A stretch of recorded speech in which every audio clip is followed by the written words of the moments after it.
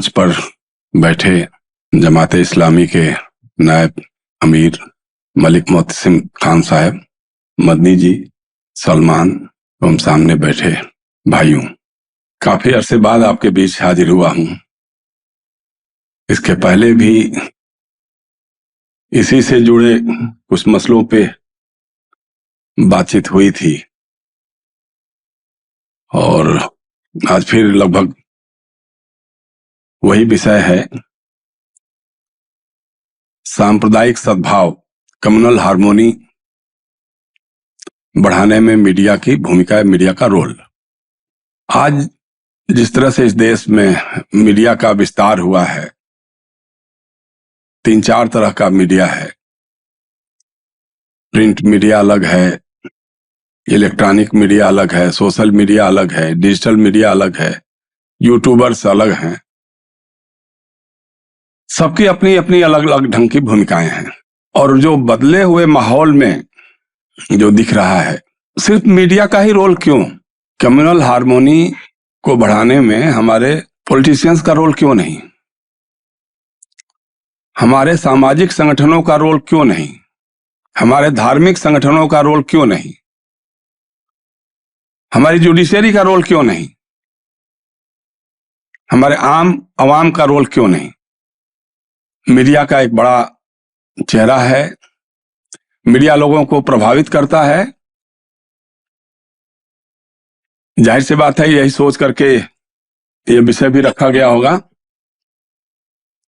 कि मौजूदा समय में, अगर आप सब लोग तो पढ़ते ही हैं, टीवी चैनल्स भी देखते ही होंगे, मैं नहीं देख पाता हूं, तो आपको तो पता ही है कि मीडिया का रोल क्या है। लेकिन कायदे से जो सब होना चाहिए, जब हम लोगों ने जर्नलिज्म शुरू किया था,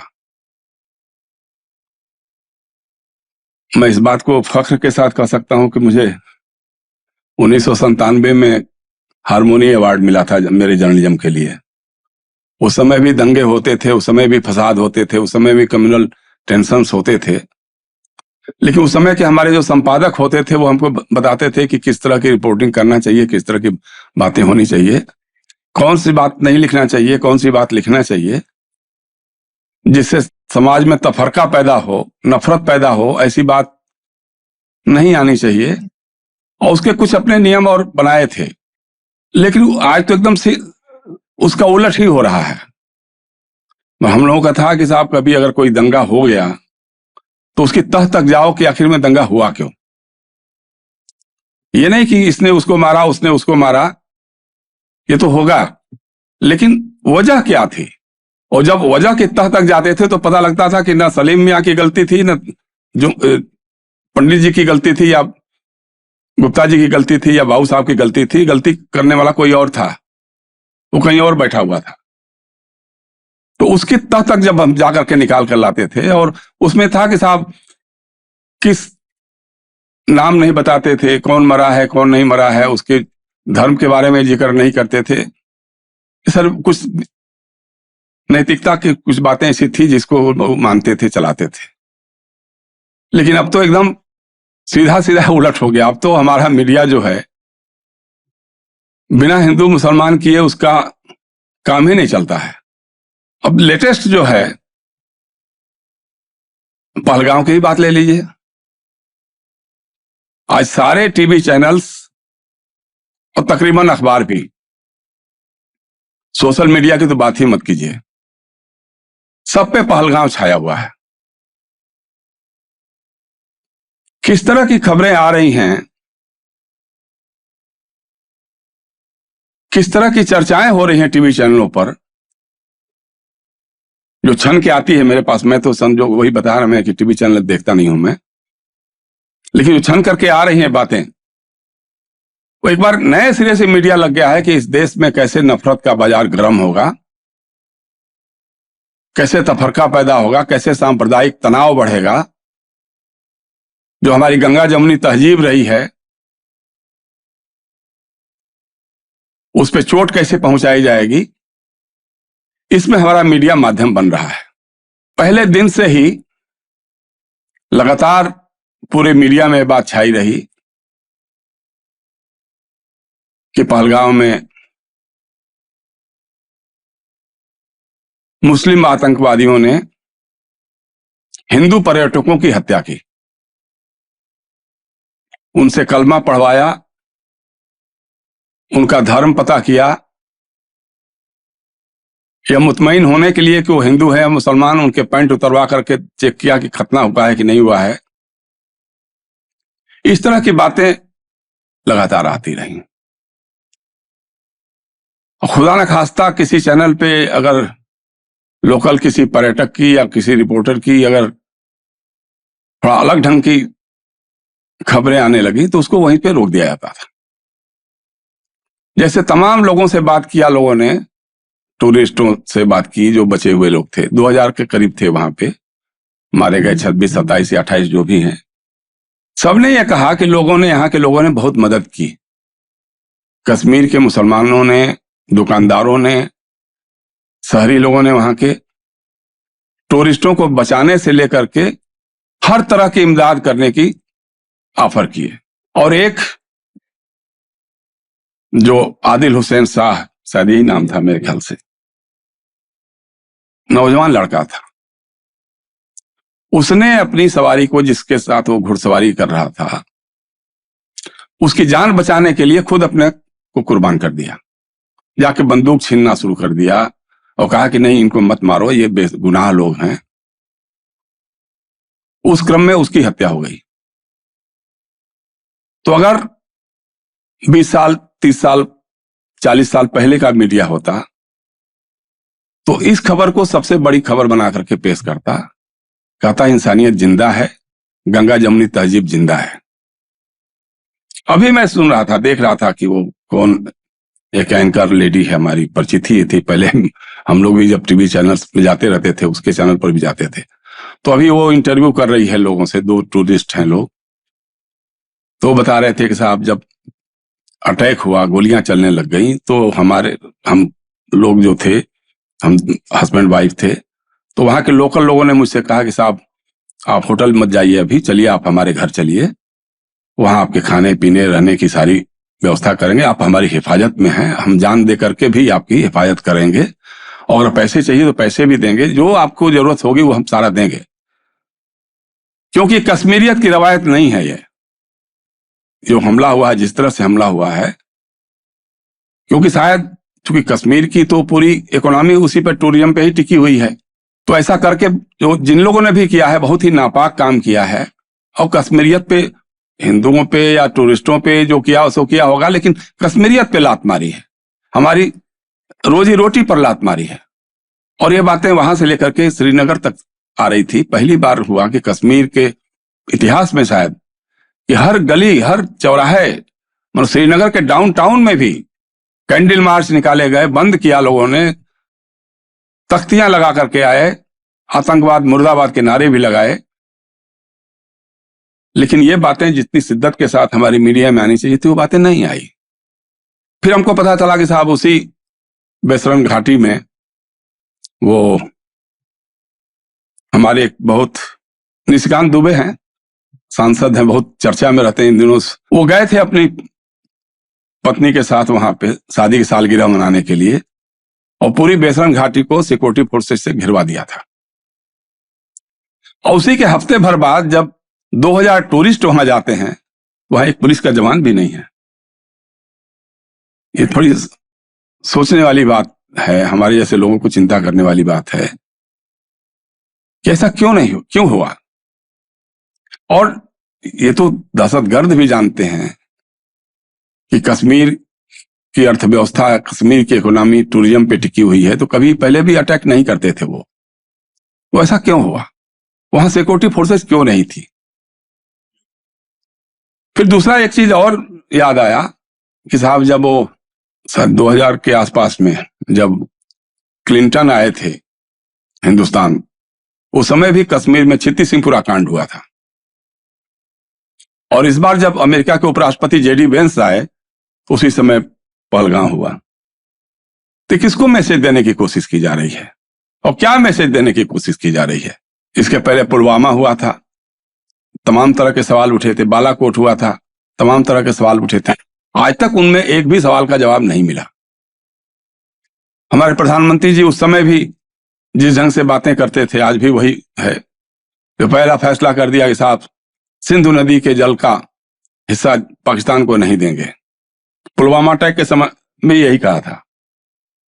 तो हमको तो लगा कि हमारा मीडिया ये बताएगा कि साहब पाकिस्तान में पानी के लिए हाहाकार मच गया है, पानी नहीं पहुंच रहा, बूंद बूंद के लिए लोग तरस रहे हैं, लेकिन ये मीडिया कोई खबर इस तरह की दिखा नहीं रहा है, बता भी नहीं रहा है, क्योंकि उसको भी ये मालूम है, और पढ़े लिखे लोगों को, हम जाहिलों की बात नहीं करते हैं, उनको भी मालूम है कि भाई भाषण करना यहां बड़ा आसान है, या प्रस्ताव पास करके अखबार की सुर्खियां बनाना बड़ा आसान है, लेकिन सिंधु नदी का पानी तिब्बत से आता है, उसमें सबसे बड़ा पार्टनर तो चाइना है, और चीन आज आपके साथ नहीं है बल्कि किसी और के साथ है। वो क्यों चाहेगा कि आप पानी रोक दीजिए? और पानी का मतलब जयशंकर गुप्ता नहीं है ना कि जमात इस्लामी के दरवाजे से आ रहे हैं, रोक दिया कि नहीं आ सकते साहब, इधर नहीं आ सकते आप। तो पानी को ऐसा तो नहीं है कि उसको रोक दीजिएगा कि नहीं साहब इसके आगे नहीं बह सकते, आप यहीं रहिए। वो तो धारा है, कई नदियां मिलकर, 7 नदियां मिलकर के उधर से निकलती हैं, एक एक करके, सतलुज, ब्यास और रावी, क्या उनका चिनाब सब जुड़ते हुए जाती हैं। तो आपने बना दिया साहब, आम भारतीय खुश हो रहा है, अरे साहब देखिए पाकिस्तान को तो पानी के लिए मार देंगे, तड़पा करके मार देंगे। जो काम कर सकते थे अडानी साहब से सिर्फ ये कह देते, सज्जन जिंदल से यही कह देते कि भैया तुम बिजली बंद कर दो, क्योंकि गुजरात से सारी बिजली की सप्लाई इन्हीं के जरिए होती है।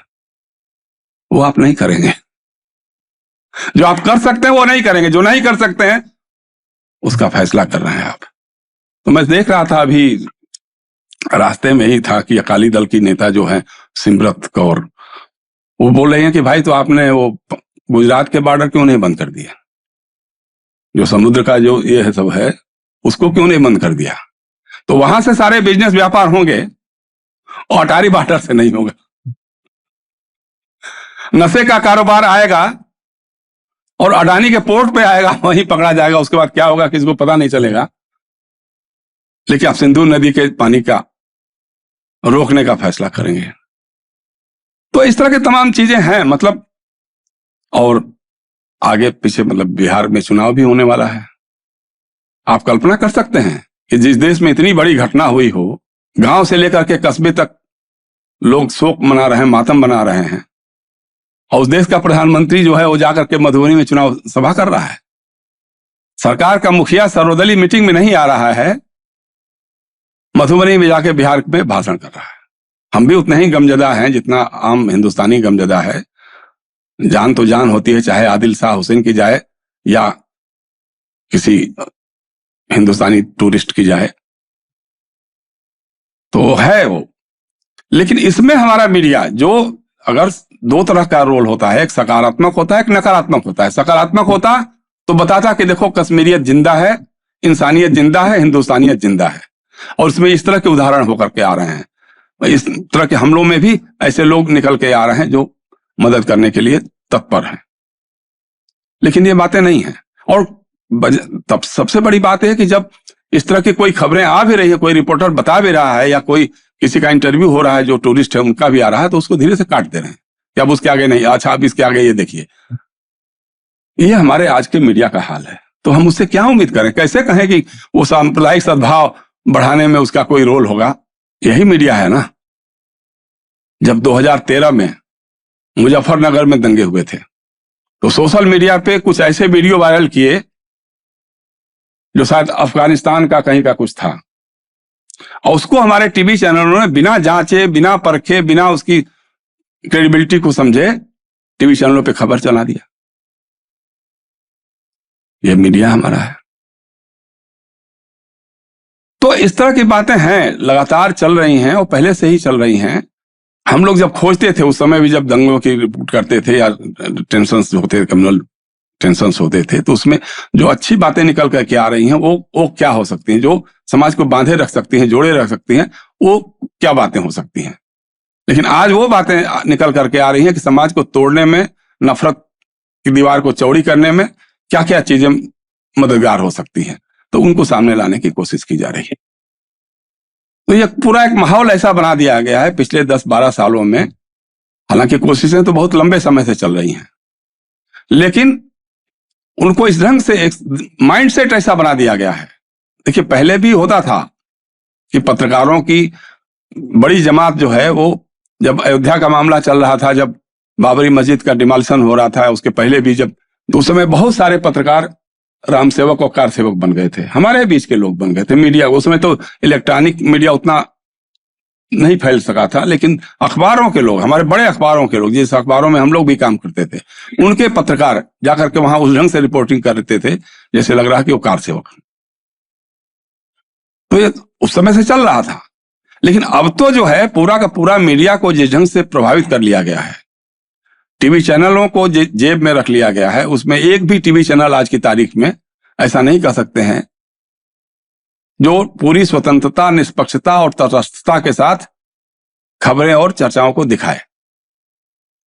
जितने प्रोग्राम्स होंगे आप गिन करके देख लीजिए, कभी भी इस देश की गरीबी, गुर्बत और बेरोजगारी के बारे में हमारे टीवी चैनलों पर चर्चा नहीं होगी। कभी भी बाढ़, सूखा, इस पर कभी कोई चर्चा नहीं होगी। दिन रात एक ही चर्चा होती है, हिंदू मुसलमान, भारत पाकिस्तान, उसको लेकर के हम लगे रहते हैं। बल्कि हमको बता रहे थे लोग, जब हम किसी चैनलों में जाते हैं कभी कभार, हालांकि बहुत कम अब तो हो गया है, क्योंकि जो चैनल बुला लेता है तो उसको ऊपर से आ जाता है कि साहब जयशंकर गुप्ता को मत बुलाइएगा, हमारे लिए असुविधा हो जाती है। क्या असुविधा हो जाती है कि कोई जब हम पूछना शुरू कर देंगे, पकड़ना शुरू कर देंगे, तो फिर वो निकल नहीं पाते हैं, तो उनको असुविधा होती है, तो फिर नहीं बुलाना है। लेकिन वो बताते हैं कि साहब साफ साफ एंकर के द्वारा कहा जाता है रिपोर्टर से कि जो तुमने खबर तो भेजी है, बहुत अच्छी भेजी है, लेकिन उसमें हिंदू मुस्लिम एंगल कहाँ है, उसमें वो वाला एंगल डालो, तब वो स्टोरी बिकेगी। और जब समझाता है कि नहीं मैडम ऐसा, या सर ऐसा नहीं है, तो कहा खोजो, ढूंढो, उसका कोई तो कहीं कनेक्शन बनेगा, तो कनेक्शन निकाल के लाएंगे साहब। कहीं कोई बलात्कार की घटना हो गई है, कहीं कोई हत्या की घटना हो गई है, अगर उसमें 7-8 अक्यूज्ड हैं, उसमें एक नाम कोई डाउटफुल ही नाम हो सही, तो उसको मेन अक्यूज के रूप में पेश करके हमारा मीडिया पेश करता है। तो ये बना दिया है। और हम पहले अपनी तकरीर में कहते थे, पता नहीं आप लोगों से बात हुई थी कि नहीं, पहले हमारे देश में जब टीवी चैनल चलते थे तो टीआरपी का खेल होता था। हमने 1-2 बार पूछा यहाँ पे प्रेस क्लब में, जब मीटिंग हो रही थी, तो टीवी चैनलों के हमारे मित्र संपादक भी थे, हमने कहा कि यार तुम लोग ये सब जो दिखाते हो इसका कोई मतलब है क्या, इतना भी चेक नहीं कर सकते हो कि खबर से। कहा सर थर्सडे को टीआरपी आती है, और उस दिन तो जो भी मिलेगा हमको कुछ न कुछ ऐसा देना है जो दूसरे चैनल को बीट कर सके, वो चाहे गलत ही खबर क्यों ना हो। तो हमने एक बार प्रेस क्लब में बात हो रही थी, तो हमने कहा कि देखो ऐसा है कि हम डॉक्टर कलाम के साथ गए थे, कई मुल्कों में हमने सैर की थी उनके साथ। तो एक मुल्क था आइसलैंड, आइसलैंड में हम लोग गए थे, जहां 6 महीना दिन और 6 महीना रात होती है। जिस समय हम लोग गए थे उस समय पूरा दिन ही दिन था। हमने उस समय आधी रात का सूरज लिखा था हिंदुस्तान अखबार में, जो हमारी किताब आई है ना, वो फॉरेन ट्रेवल्स पे, 2 डग देखा जग, हिंदी में है वो, तो उसमें उसका तफसीर से जिक्र है। उस समय दुनिया में सबसे अधिक पर कैपिटा इनकम आइसलैंड की थी, और उसके बाद 2008-9 में जब विश्व में आर्थिक मंदी का दौर चला, तो सबसे पहले एज ए नेशन दिवालिया होने वाले देश का नाम था आइसलैंड। तो हमने अपने दोस्तों से कहा कि तुम हिंदू मुसलमान करते रहो, हमारा मुल्क किस तरह से आर्थिक कर्जों के बोझ में दबा जा रहा है, इकोनॉमी हमारी सैटर कर रही है, शेयर बाजार को जानबूझ करके उछाला जा रहा है, कभी गिराया जा रहा है, तुम इस पर चर्चा ही नहीं करोगे, तुमको हिंदू मुसलमान से फुर्सत ही नहीं मिलेगी। लोग चुप थे, किसी ने कुछ नहीं बताया। तो ये दौर चल रहा है, इसी तरह ऐसा ही दौर चल रहा है लगातार। जो रियल इश्यूज हैं वो मीडिया से गायब हो रहे हैं, उस पर डिस्कस ही नहीं करना है। अब ऐसी ऐसी चीजें, ऐसी ऐसी बहसें खोज करके लाई जा रही हैं। बीच में औरंगजेब साहब की कब्र आ गई, उसके बाद फिर राणा सांगा जी आ गए, बाबर तो हैं ही हैं, हम एक चैनल पे थे, अभी TV9 पे ही थे, तो उस दिन वो जो करणी सेना है उनकी, वो रामजीलाल सुमन ने कोई एक बयान दे दिया था पार्लियामेंट के अंदर में, समाजवादी पार्टी के सांसद ने। तो करणी सेना के लोग एकदम भड़के हुए थे और जो हो सकता था वो सब कुछ बोल रहे थे। तो हमने उनसे कहा कि भाई देखो, ये बहस क्यों चलाई जा रही है, ये हमारी समझ से परे है। हमारे मसाइल तो कुछ और है ना। आज हिंदुस्तान के आम शहरी को औरंगजेब की कब्र से क्या लेना देना है, या राणा सांगा या बाबर के से क्या लेना देना है। लेकिन आपको जिन इसमें से जितने लोग बैठे हैं, अगर हमारी जो पिछली जो तकरीर हुई थी, जब धर्म और राजनीति पर बात हुई थी, जब हमने कही थी, तो ये तो सच है कि राणा सांगा ने बाबर को तो दावतनामा दिया था, लेकिन वो ये सोच करके दिया था कि इब्राहिम लोदी से बाबर लड़ेगा, दोनों कमजोर होंगे, हम दिल्ली के तख्त पे कब्जा करेंगे। ये लड़ाई जो है रियासतों की होती थी, नवाबों की होती थी, राजाओं की होती थी, और एक दूसरे के किले पे, एक दूसरे की रियासत पे कब्जा करने की होती थी। उसमें आम आवाम का कोई रोल ही नहीं था, हिंदू मुसलमान का कोई मतलब ही नहीं था। अगर मतलब होता तो समरकंद से आने वाला बाबर इब्राहिम लोदी से नहीं लड़ता। चलो, लेकिन वो राणा सांगा फिर पलट गए थे, वो गए नहीं साथ। उन्होंने पहले कहा था हम आगरा की तरफ से आएंगे, आप समरकंद की तरफ से आइएगा और हम आपका साथ देंगे, लेकिन वो गए नहीं। अब उसको लेकर के तमाम तरह की बातें। ये बात भी सही है कि इब्राहिम लोदी के भाई दौलत खान लोदी और कौन कौन थे, उन्होंने भी उनको बुलाया था। लेकिन हमारा कहना है कि बाबर की लड़ाई किससे हुई? किसी हिंदू राजा से तो नहीं हुई, इब्राहिम खान लोदी से हुई। उसके बाद जब वो बयाना के किले पे कब्जा करने लगे बाबर, तब जाकर के राणा सांगा को लगा कि अब तो मामला गड़बड़ाएगा। फिर निर्णायक लड़ाई उनकी हुई खानवा के मैदान में। तो खानवा के मैदान में हसन खान मेवाती राजा जो थे, मेवात के राजा थे, उनको बाबर ने एक पत्र लिखा। मैंने इसका जिक्र बहुत पहले, कई सालों से मैं कर रहा हूं, 8-10 सालों से कर रहा हूं मैं। अब मुझे इस बात की खुशी है कि अब उसको भाजपा के लोग भी और ये लोग भी, करणी सेना वगैरह के लोग भी अब उसकी चर्चा करने लग गए हैं। उस दिन भी कर रहे थे, तो मैंने उनको यही याद दिलाया था। बाबर ने लिखा कि बाबर भी कलमा गो है, हसन खान भी कलमा गो है, तो खानवा की इस जंग में एक कलमा गो को दूसरे कलमा गो का साथ देना चाहिए। हसन खान ने जवाब में लिखा कि बेशक दोनों कलमा गो हैं, लेकिन बाबर विदेशी है, हमलावर है, और मैं इस देश की मिट्टी में पैदा हुआ हूं, इस देश की मिट्टी के लिए लड़ूंगा, और तुम्हारा मुकाबला राणा सांगा के साथ मिलकर के करूंगा। 1200 सैनिकों के साथ हसन खान मेवाती खानवा के मैदान में गए थे, वो शहीद हो गए थे, उनका बेटा भी शायद मेरे ख्याल से। तो ये हुआ। तो हमने उस दिन वही टीवी चैनल पे हमने कहा कि भाई, सूरजपाल अमू साहब थे कोई, तो हमने कहा कि अमू जी, आप जितनी बातें कर रहे हो, अकबर कभी हल्दी घाटी लड़ने नहीं गया था। कौन गया था आप बताओ? नहीं, हमने उनसे कहा, हमने कहा कौन गया था आप बताओ? तो कहा था हसन खान मेवाती बाबर के खिलाफ। हमने कहा वो तो हम जानते, हम ही ने उसको खोज करके निकाला था, वो तो मालूम है, लेकिन अकबर से लड़ने कौन गया? हमने कहा आप नहीं नाम लेंगे, मान सिंह गए थे, राजा मान सिंह गए थे।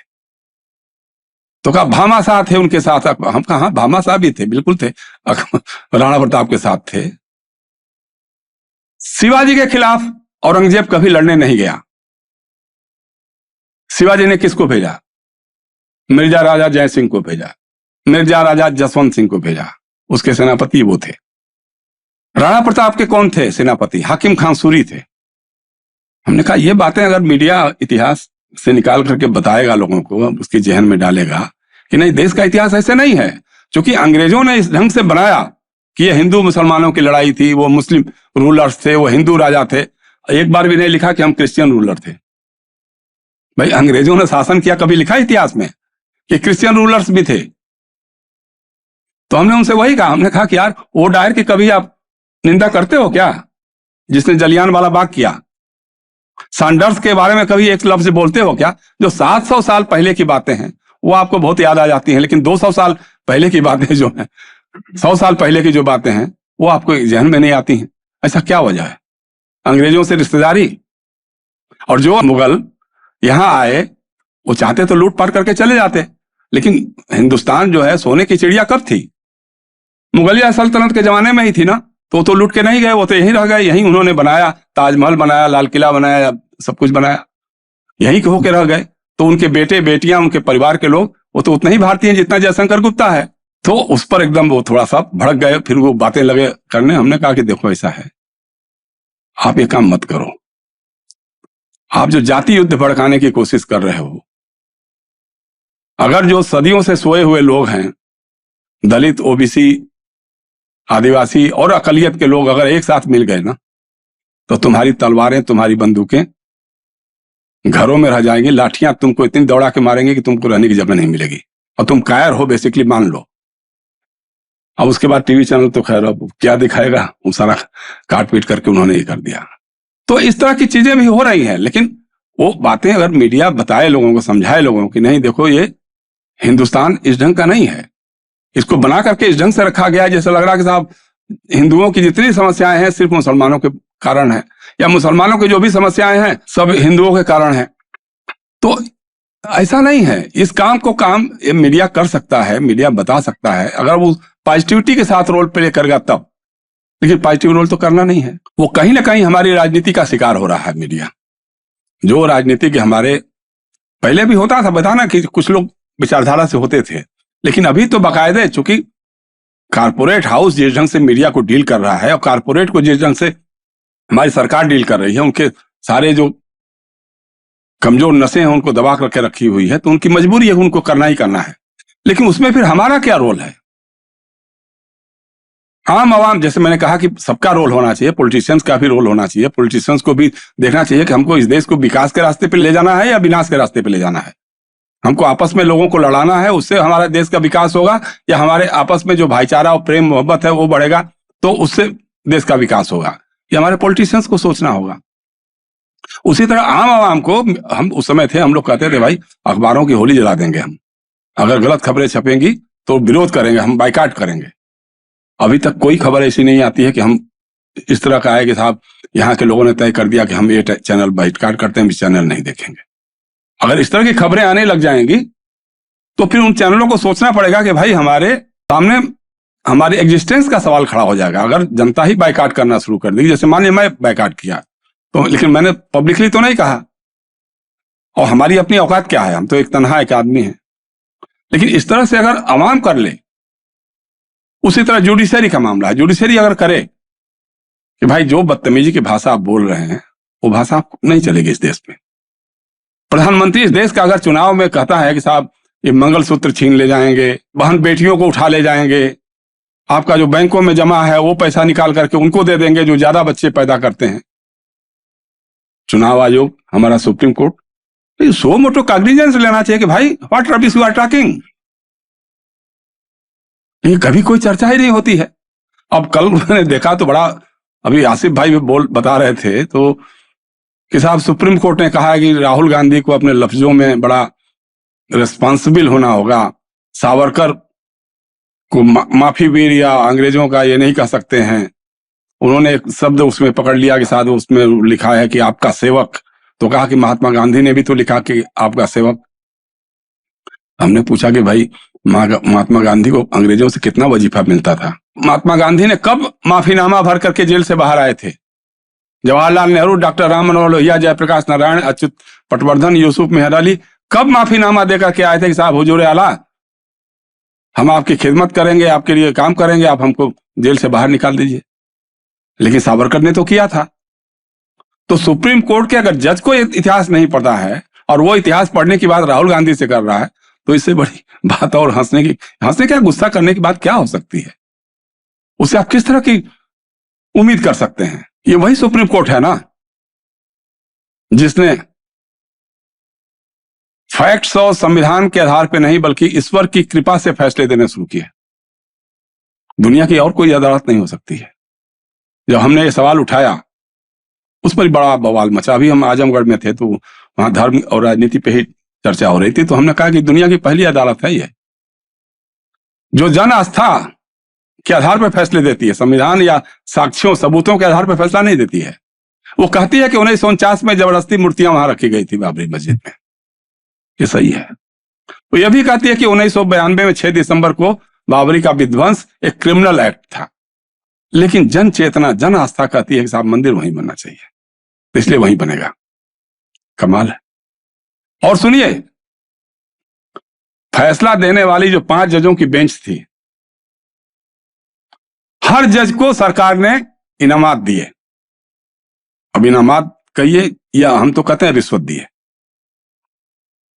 नजीर साहब को आंध्र प्रदेश का गवर्नर बना दिया, जस्टिस बोबड़े को एनसीएलटी का चेयरमैन बना दिया, जस्टिस अशोक भूषण को महाराष्ट्र लॉ यूनिवर्सिटी का चांसलर बना दिया।